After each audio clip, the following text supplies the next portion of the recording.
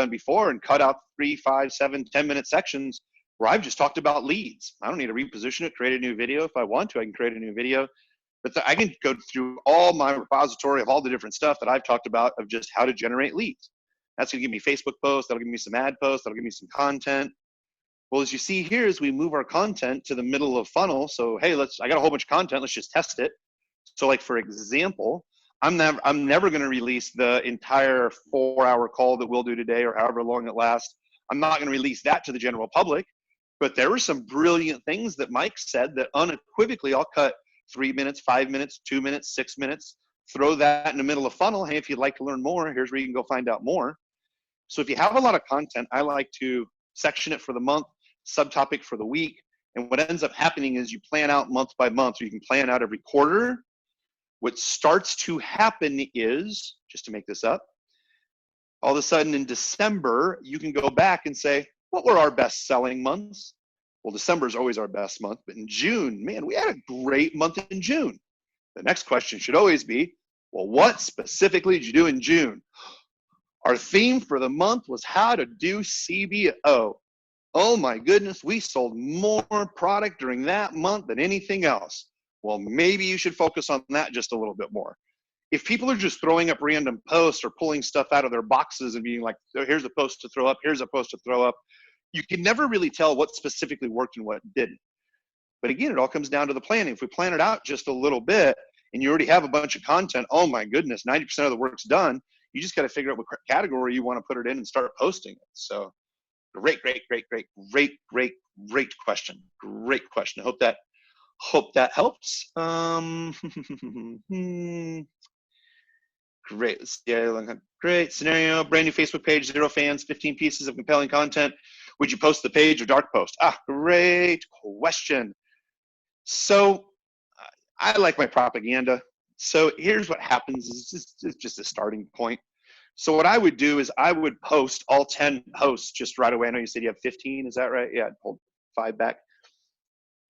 I'd post 10 posts today, and I'd take those 10 posts and I'd run them for $1 a day top of funnel, those posts, just to get some engagements, clicks, whatever, just some activity. Maybe some of those even actually work for top of funnel ads, but it'll help you with your middle of funnel since you don't really have anybody on your fan page yet or anything else. So basically I would put 10 posts on your fan page, start running them for $1 a day top of funnel. People will start clicking on them, looking at them, engaging on them, whatnot. And then from there, you can build out your hot 28. You don't have to have so many likes on your fan page to run ads. Then what you can do is you can, set up all of your hot 28. And once you set up your hot 28, you're just taking, a couple of videos or a piece of content for $1 a day in that middle of funnel. Now you can start playing with your top of funnel just a little bit. So I like putting the first 10 posts on the page, running, and they're public, and then running those for, $1 a day in my middle of funnel or top of funnel. So if anybody ever does come back and look at the page, which they probably won't, they're going to see there's some engagement on those posts, which doesn't really mean anything for us to make money, but it just kind of helps start to boost things just a little bit. And then I would start to post, every other day, every day if you can. And then it's up to you how many $1 a day posts that you run. But I don't post a ton on our fan page. I'll be posting some more content this weekend because we have our free content that we're releasing this weekend. I wouldn't put the 10, 15 posts as dark posts. I'd make them all public. I'd make sure I'm posting a couple of times a week. But when I'm split testing my ad creatives, bottom of funnel or leads, then that stuff is a dark creative. But starting out, I'd leave it on my page. Really appreciate the feedback. Love to join one of your local meetups at some point. Love to do that. Thank you very much. Really great questions answering on preparing a month, week on your review. Great. You're awesome. All right. So I'm gonna hit this on pause for a second. Any other questions that we have? And then I want to get in the mindset of media buying. And this is not, did mom and dad buy you a pony? Do you love your brother and sister? This is, hey, we got to start thinking about some math and facts, and people get a little, we got to make sure that we are all on the same page. So any other questions, comments, concerns, divine revelations? Let's see. Nope. All right. So you're not going to see my screen change. but I'm pulling up a presentation here. I have my screen paused. You're not going to see this, but here we go. All right. Okay. I am curious how many people here on the live have seen the 3-bucket video. When I say 3 buckets, how many people here know specifically what I'm talking about the 3 buckets? It's important to understand as media buying. I'm just kind of curious in here. Just say, hey, I know what buckets are, or I have no idea what the bucket you're talking about. Yeah. So let me know if, hey, yes, I've watched the bucket video, or no, I have not watched the bucket video. I'm just kind of curious. You're going to hear me say this over and over and over. What bucket are you in? Are you in bucket 1? Are you in bucket 2? Where's your media buying strategy in bucket number 3? All right, what is the bucket? No, I have not. Well, not a problem. I am glad you asked that question. So let's go ahead and hit the share screen right here. We're going to go ahead and resume the share. So now that we've gone over, so I can't stress enough, I'm really happy that we got Mike on here to record that part of the interview. So many people skip over that idea creation, and I can't stress this enough. By just winging it, not doing the research, not asking the questions, throwing ads on it, it gets expensive.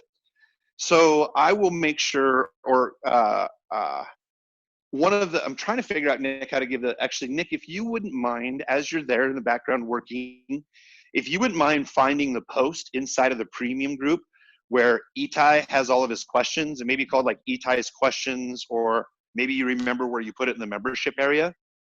But Itai has a list of 10, 12 questions that he asks. I think that actually might be underneath his copy training, maybe. But essentially what I want you to do is, if you hold up this list, if you look at this list, when Nick has a chance to throw the link in here, what basically happens is it starts asking some really good questions about the big idea and about some initial testing, right? Like how big is the market? How big is your opportunity? This is something that's really good to think through. The thing is, when people come to Nick and I and they're like, all right, we want you to run our ads. Great. Do you have an offer? No, I have no offer, but I'll let you guys tell me exactly what to do. Just to be very upfront with you, 9 out of 10 offers, just like 9 out of 10 ads, don't work. They just don't. So what I hear Mike do is, when he's had these 5 companies and a lot of success, it's a lot of planning. Well, what happens is Nick and I will no longer work with someone who has not tested their product in our agency. It's essentially just burning someone's money. And what happens is people will say, well, Kurt, I'll do whatever you say to do. You just tell me exactly what to do and I'll scale my ads. Well, first of all, just to be open with you, is I don't get paid unless you're scaling your ads and spending more. So I don't get paid more to help you off the ground floor. Now, to help you off the ground floor requires a lot of market testing to make sure, not only market testing and testing ads, but making sure this is the right product or service. So many times in the past, and this is my story, my issue I want to share with you, so many times in the past, I would get caught up in someone else's story on how great their product or solution was. And then when it came time to run ads, I would work, this is again my story, I would work nights and weekends to make this work. I can help them out. I can, and this is my problem, I can rescue them. Nick and I are not the Red Cross. We are not a nonprofit organization. I am here to assist you. I cannot rescue anybody. So the rescuing comes in from poor research. If I look back on the clients that have not been successful for us, if I look back on the clients who honestly have just been the worst for us, and this is just a great learning opportunity, it is the clients that honestly are completely emotional because they didn't do any planning up front. They don't have any expectations, and they just constantly freak out. So not planning, not having the right expectations, constantly freaking out, you should never scale a product or service that way, right? Ever. Well, when you have the research, the big idea that's really thought out, when you've really gone over that plan, you start doing some market testing, well, and now it comes time to scale. Well, I see all these different ads and people talking about, hey, scale to $1,000 a day or $10,000 a day. I don't know if that's right for you. And that's what we're going to get into right now. I was just engaging with, as some of you may know, is I'm part of a training group that trains over 200 different agency owners. You know, of course, those agency owners are going out there and running ads and training other people as well too. So we're really fortunate because we have a really wide breadth of how many people are working inside of that group. And what happens is a lot of people feel that when they're going to put $1 in and make $4, that's going to last forever, and it really doesn't. So as you start kicking up your media buying, as you start having that proven offer, we got to figure out what buckets you're going to fit in. Now, for the premium training, if you want to jump in, this is for an over-the-shoulder video. This is an excerpt of the over-the-shoulder video for day 13, day check-in review. So just to be clear, in case you don't know, I have started up our ads for 2020. I did that January 7th. So I started kicking up all of our ads for 2020, and I have documented the entire process.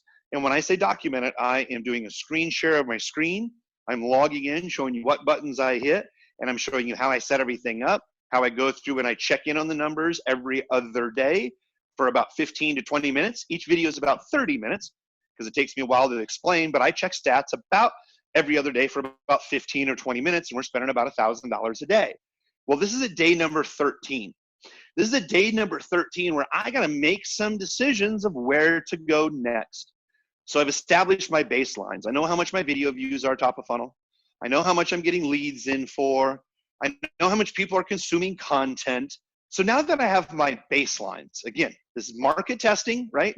For the belt, Nick and I have not sold any belt memberships since the Mike Dillard promotion. Our doors are not open. We're not selling any memberships right now. So we got to kind of figure out a strategy is,